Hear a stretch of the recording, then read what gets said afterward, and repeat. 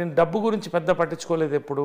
రేపు నేను ఏమో చేర్చి పెట్టాలని పట్టించుకోలేదు. Only films, entertainment, fun, life, adventure. ఒక పాయింట్లో నేను when I became alone everybody left me and went except my mother. So అక్కడి నుంచి నా లైఫ్ టర్న్డ్. అంటే భయం అనేది పోయింది నాకు. భయం అనేది ఎప్పుడు ఉంటుంది? మనం తప్పు చేసినప్పుడు ఉంటుంది.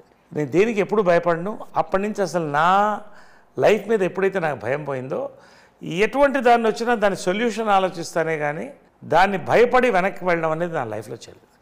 That change my entire perspective of life. So ట్రైలర్లో మీ వయసు మీద మీరే సెటైర్ వేసుకుంటూ ఒక డైలాగ్ ఉంది. ఎవరో అంటుంటారు ఆ డైలాగ్. ఏంటది?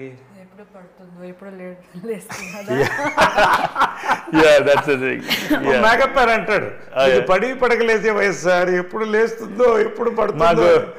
పడి లేచే వయసు సినిమా తెలుసు సార్, నాకు ఇదేంటో తెలీదు.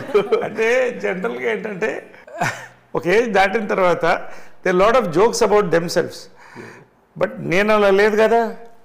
Strong, fit, in gym. బాలీలో అంటారు పాపా స్ట్రాంగ్ మామా హ్యాపీ అని. Papa strong mama happy. Okay, so నా క్వశ్చన్ పూర్తవక ముందు he took of.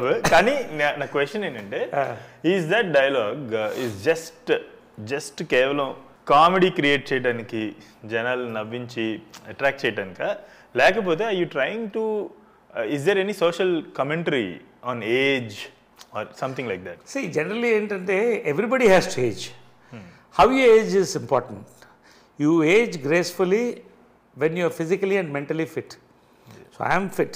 So character ఏంటంటే బేసిక్గా మన చుట్టూ 10 రకాల వాళ్ళు ఉంటారు కాబట్టి ఒక్కొక్కడికి లైఫ్ ఏజ్ మీద పర్స్పెక్టివ్ ఉంటుంది. ఆ క్యారెక్టర్కి ఆ పర్స్పెక్టివ్ ఉంటుంది.